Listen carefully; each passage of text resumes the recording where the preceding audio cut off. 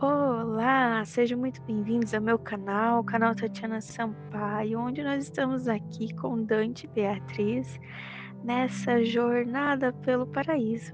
Isso mesmo, nós estamos na terceira parte, ou terceiro livro da Divina Comédia, essa obra tão extraordinária de Dante Alighieri, onde Dante então está quase finalizando sua jornada por aqui, tirando várias lições de tudo que ele viveu aqui, experienciou aqui, viu aqui, sentiu aqui, né?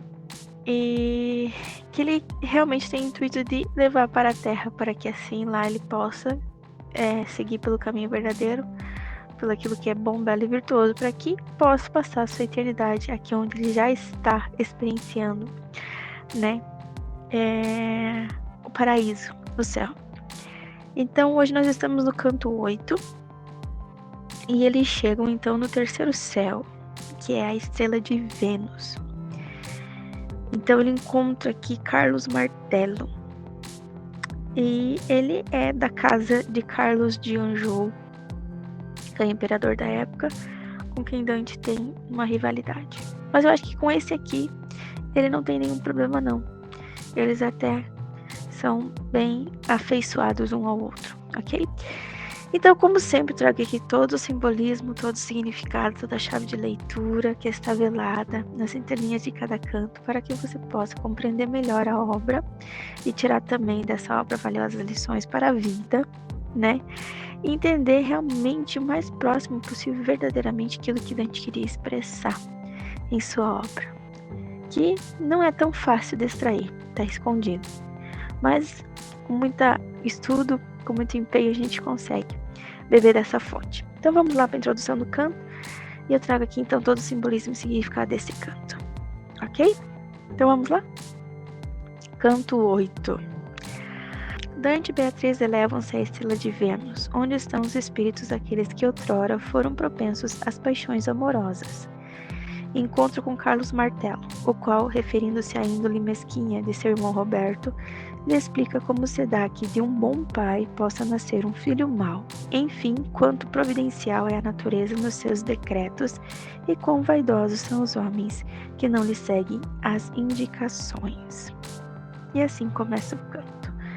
Então, a gente já vê aqui uma correlação entre Vênus e as almas que estão aqui. Vênus, na mitologia pagã, ela é a deusa do amor. O planeta Vênus, ele é cultuado, ele é venerado como uma deusa, né? Assim como Marte e assim como outros planetas. E aqui Dante traz, e já no canto anterior, né? Um dos cantos anteriores, ele faz essa crítica a idolatrar os astros, sendo que eles não têm poder nenhum. Essa ignorância dos pagãos, né? De querer colocar, porque os planetas têm alguma influência natural, né? Mas eles não têm poder em si mesmos. Então, essa ignorância de certas pessoas endeusar, idolatrar esses planetas. Mas os pagãos idolatravam Vênus como a deusa do amor. Então, isso tudo da mitologia pagã, isso tudo da mitologia grega. Que Dante traz aqui a representação para fazer essa alegoria, né? Para colocar essa simbologia aqui das almas que foram propensas às paixões amorosas. Vênus, deusa do amor. Vênus, que é a estrela ou o céu, onde as almas estão, aquelas que foram mais propensas às paixões amorosas. E ele vê essas almas brilhantes como faíscas, mas elas se movimentam em círculos sem parar nessa estrela. Aí, lembra lá do inferno, do primeiro casal que a gente viu, que eles, a mulher acabou sendo morta com o cunhado porque eles foram pegos se beijando, né?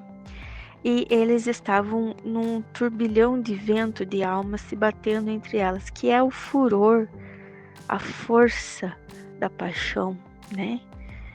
Que é muito forte e violenta e que leva a gente pra lá e pra cá, né? Por causa da emoção e tudo mais. E aqui a gente percebe que as almas também estão de uma outra forma, é claro, mas elas não estão paradas, elas estão em movimentos. Então lembrou aquele canto lá do inferno, referente às paixões, né?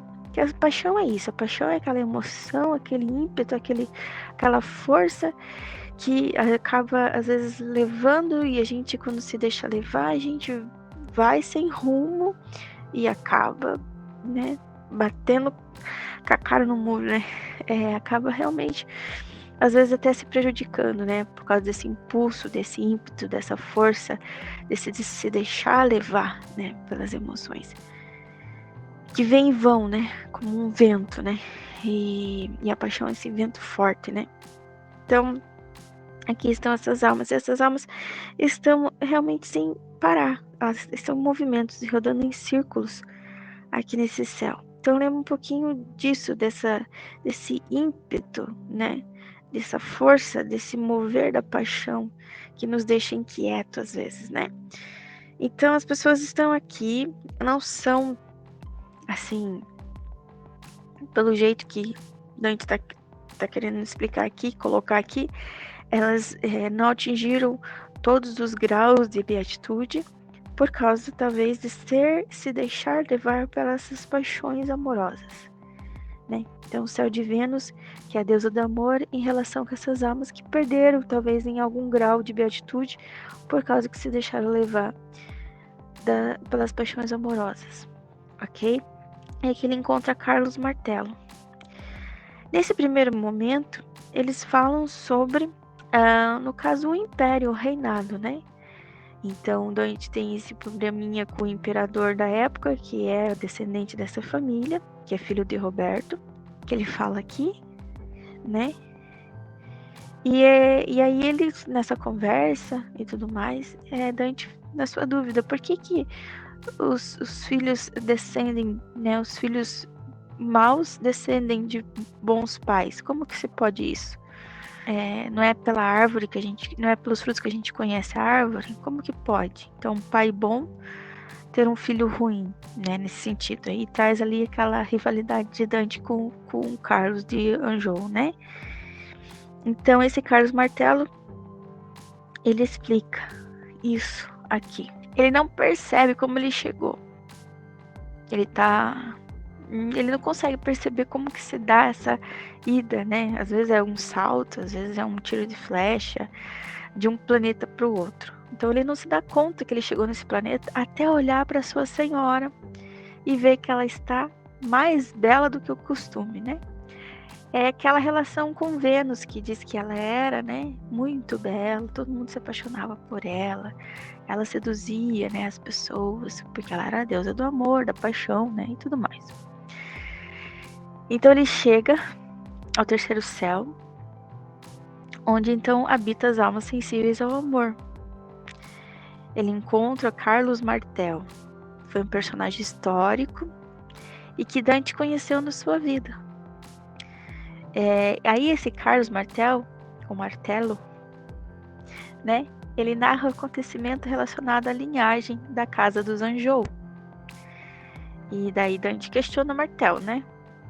E aí ele responde que a resposta da origem dos filhos maus que sucedem aos bons pais está na natureza e a diversidade humana e a ação da providência divina nisso tudo.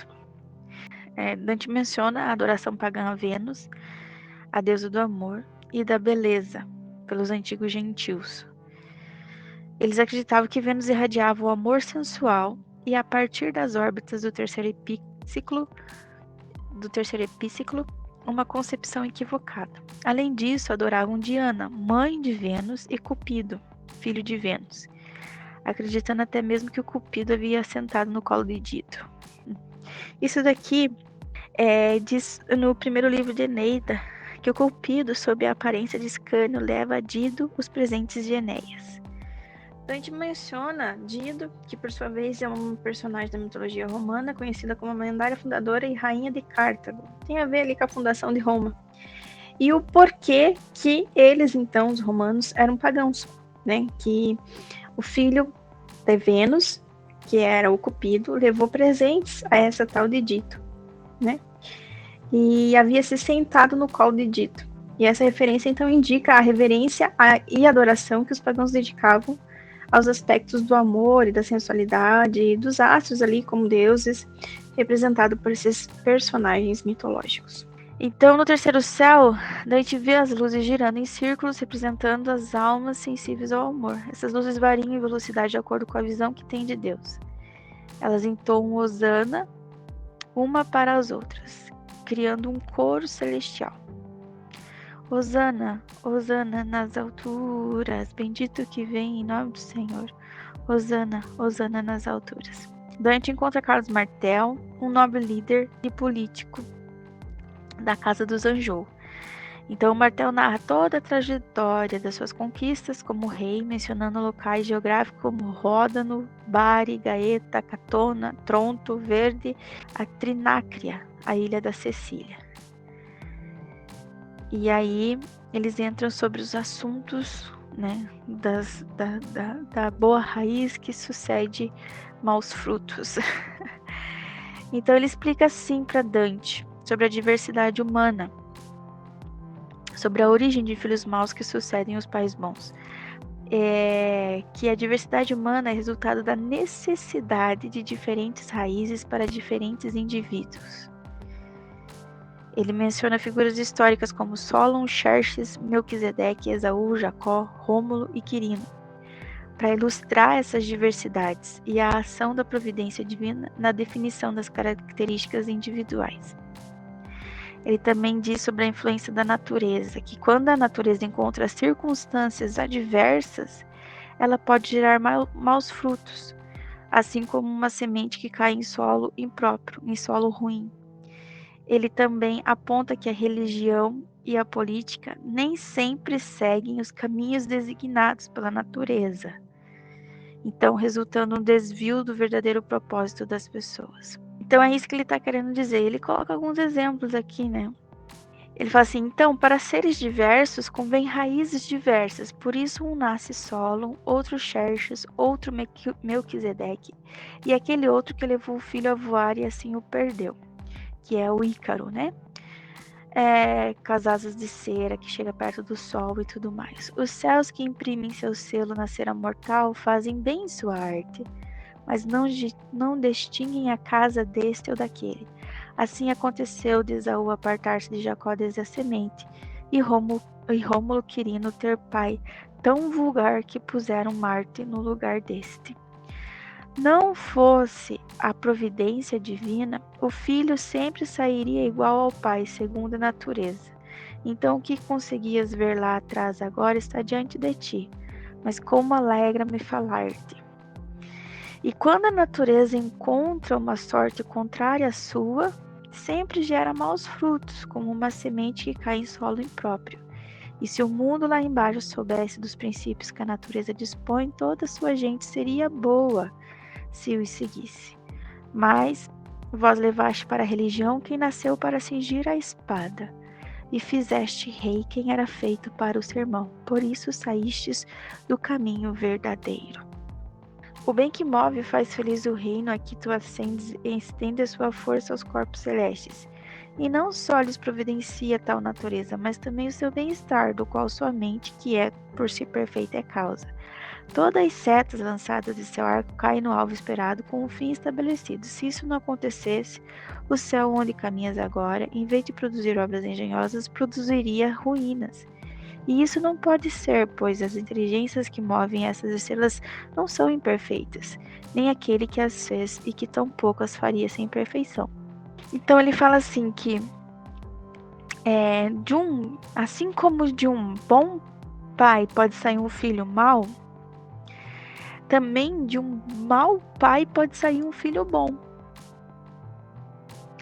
Então, tanto a natureza nesse sentido não concerne muito bem, mas porque a natureza está ordenada para fazer o que é bom, né, o que é belo, o que é verdadeiro. Mas ela pode encontrar um solo ruim. E a semente que cair ali nascer, mas nascer torta, nascer fraca, nascer ruim, né? A planta que sair dali daquela terra. Então, tipo, não é vontade de Deus, mas por causa da circunstância, da situação, no contexto em que se gera essa pessoa, ela acaba se tornando ruim. Então, por isso que às vezes o pai é bom, mas por causa da circunstância, do contexto que aquela nova pessoa, aquele filho cresce, então ele acaba se tornando mal. Não é exemplo do seu pai, mas por causa da própria circunstância, entendimento da vida e do mundo desse próprio ser, né, nesse sentido. Mas também, às vezes, a beleza, a avareza de um pai pode repugnar tanto um filho que o filho decida não seguir como o pai. Então aí também há uma providência, né, nesse sentido de Deus, de que saia algo bom de uma coisa ruim. Então, nesse sentido aqui, de todo o mal, Deus sempre tira um bem maior. A providência de Deus cerca e segue a todos, né, nesse sentido. Diante das possibilidades, Deus permite tudo isso, porque tanto no caso quanto do outro, há possibilidade de se gerar um bem. Quando não se gera, não é culpa de Deus, nem da natureza. É do próprio indivíduo que cresce e vive mal. Mas, diante das possibilidades, há a possibilidade de se sair algo bom. Então, por isso que Deus, na sua divina providência, sabedoria, permite certas coisas, né? Então, é nesse sentido. Foi isso, pelo menos, que eu entendi desse canto, tá bom? E ali ele dá esses exemplos, né? De Solon, de Xerxes, Melquisedeque, e Jacó, Esaú, Rômulo, Quirino e tudo mais. Então, se não fosse a providência divina, o filho sempre sairia igual ao pai, segundo a sua natureza. Então, todo filho de homem mau seria mau, e todo filho de homem bom seria bom. Estaria determinado, né? Só que também existe a natureza, né? Que, por sorte, contrária à sua, acaba gerando alguns frutos maus, por causa da semente que cai no solo. Não é a semente que é ruim, é o solo que é ruim, né? E se a gente soubesse desses princípios da natureza, se a gente soubesse da providência divina, então nós, toda a nossa gente, toda a humanidade, se a gente se atentasse para isso, buscaria então ser bons, pessoas boas, né? Para que todo o fruto, para que todo o ambiente, para que todo o solo fosse bom, para gerar mais e mais frutos bons, né? É nesse sentido. Aí ele fala lá no final que a religião e a política, quando também designadas de forma errônea, as pessoas que estão na política e na religião, que nem sempre seguem os caminhos designados pela própria natureza, na natureza em si, eles acabam desviando tanto a religião quanto a política para o propósito errado, né? Desviando do propósito verdadeiro. Por isso que se dá tantos erros. Ou seja, fizeste rei para...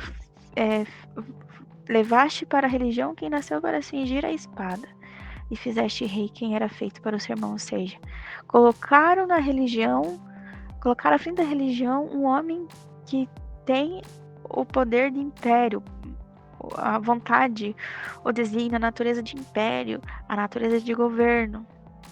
E aqueles que estão no império, aqueles que têm a natureza que foram feitos para o sermão, né, para a pregação, para o pastoreio, né? E aí então tudo descamba, porque determinados frutos estão nos lugares errados, né? Que nem tem plantas que só dão frutos se estiverem na temperatura certa, na terra certa, no ambiente certo, na época certa. É a mesma coisa, né? Então ele faz uma crítica ali da sociedade da época. Gente, espero que eu tenha conseguido explicar tudo que eu precisava aqui desse canto. É isso, canto 8, né? E então aqui no próximo canto eles vão falar um pouquinho mais sobre essas paixões amorosas das quais essas pessoas que estão aqui eles estavam propensos e por isso não atingiram totalmente todos os graus de beatitude. E ele vai conversar com outras almas aqui, tá bom? Deus abençoe você e até o próximo canto, se Deus quiser. Beijo